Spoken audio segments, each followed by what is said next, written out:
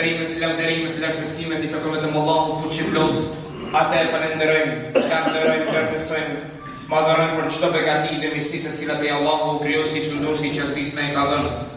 Begati dhe mirësi që janë shëndeti, familja, pasuria, dhe me të mos nuk ka begati dhe mirësi më të madhe se udhëzimi.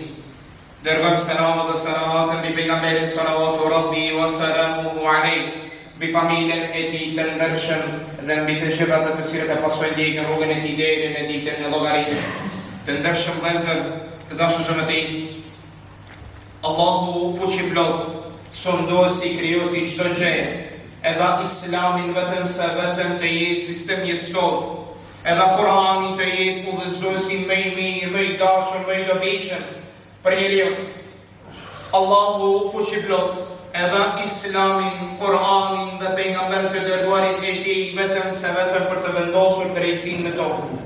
Çdo gjë e cila del nga korniza e Islamit, çdo gjë e cila del nga kufit e Islamit, çdo mëkat, çdo gjëra të cilën ne e veprojmë, e punojmë, vetëm është kundra nesh, vetëm është zullum dhe pa drejtësi ndaj nesh, ndaj vetes.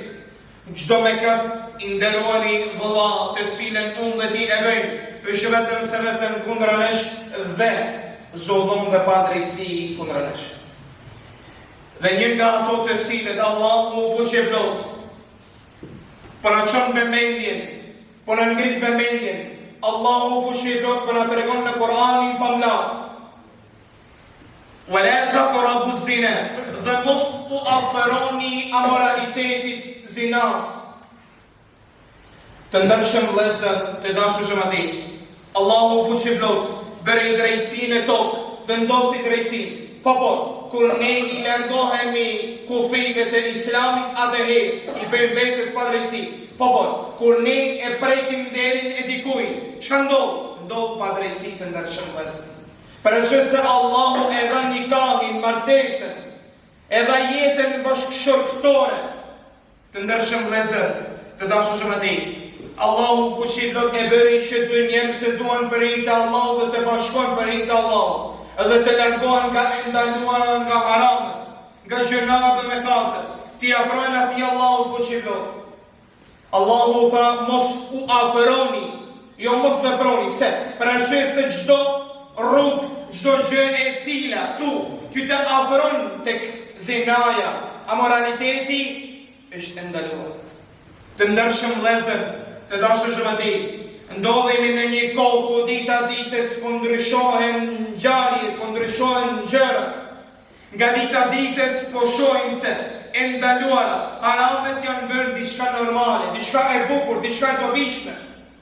Para mendoni ku profesori, mësuesja e tjerë, po i edukojnë fëmijët tanë që kur ke 13 apo 14 vite, është turp dhe marrë, ti të jesh i ndershëm. Allahu akbar. Para mendoni ku është turp të jesh i ndershëm. Të ndershëm vëllezër, të dashur xhamati, duhemi të kemi vëmendjen e zgjuar, të jemi të zgjuar mirë, të mendojmë se kur ti e shikon fshinjen, kur ti e shikon atë tjetrin apo tjetrën, je duke vepruar diçka me të cilën Allahu nuk ka shikënaqur.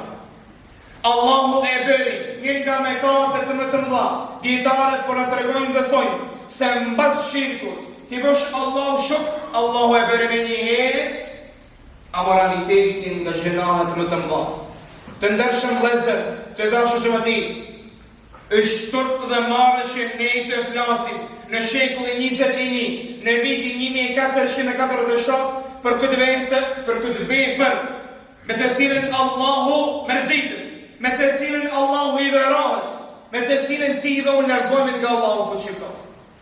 Të ndershëm vëllezër, të dashur xhamati, pejgamberi sallallahu rabbi wa salamuhu alejhi po premton mu dhe ty, po besator pejgamberi alejhi sallallahu wasallam, ai i cili i ruan dy gjëra, ai është gjuha dhe atë ndërmjet këmbëve. Unë ja jap xhenetin, premtoj xhenetin, do ta fitoj xhenetin. Para mendoni ku pejgamberi i Allahut po thotë, ku një nga ato njerëzit të cilët do të jenë në hijen e Allahut, ku hije tjetër në ditën e llogarisë nuk do të ketë, është ai i cili e ruan nderin e tij. Si? E ruan atëherë kur çka? E thret një grua e pandelshme dhe i thot për amoralitet, për zina, dhe ky thot jo, kam frikë Allah. Të ndershëm vëllezër, të dashur xhamati, duhemi të ruajmë njëri tjetrin, sidomos nderin të ruajmë mirë. Mos të jemi nga ato të cilët nga dita ditës dëshmojmë në shoqërinë tonë ne kemi ku esi ta bëja këtë datë, çka ti bëja kësaj dhe atij dhe atëre tjerë. Të ndershëm vëllezër, të dashur xhamati, ta kemi parasysh, a kishim pas qef ne, a kishim pas ne dëshirë që ti bëhet motrës nënës tonë? Jo, atëherë ke kujdes mirë si do të dalësh përpara Allahut fuqiplot. Ne lusim atë Allahun sunduesin e gjërësisë, krijuesin e çdo gjë, që ta përmirësojë gjendjen tonë. E lusim Allahun fuqiplot që të na bëjë nga njerëzit të ndershëm dhe së pari të sinqert. E lusim Allahun fuqiplot që të na ruajë nga zinaja, amoraliteti dhe të na largojë nga ai mëkat i cili na largon nga Allahu. E lusim Allahun fuqiplot që Allahu të na i pastrojë mëkatet e gjunahet tona. Për arsye se Allahu ka thënë në Kur'anin famlar, për përjashtim janë ato të cilët pendohen wa amana wa amila amalan salih, dhe besojnë në Allahun dhe punojnë punë dhe vepra të mira. Allahu atyre jo shërben mëkatet, jo bën sevapën në punë dhe vepra të mira.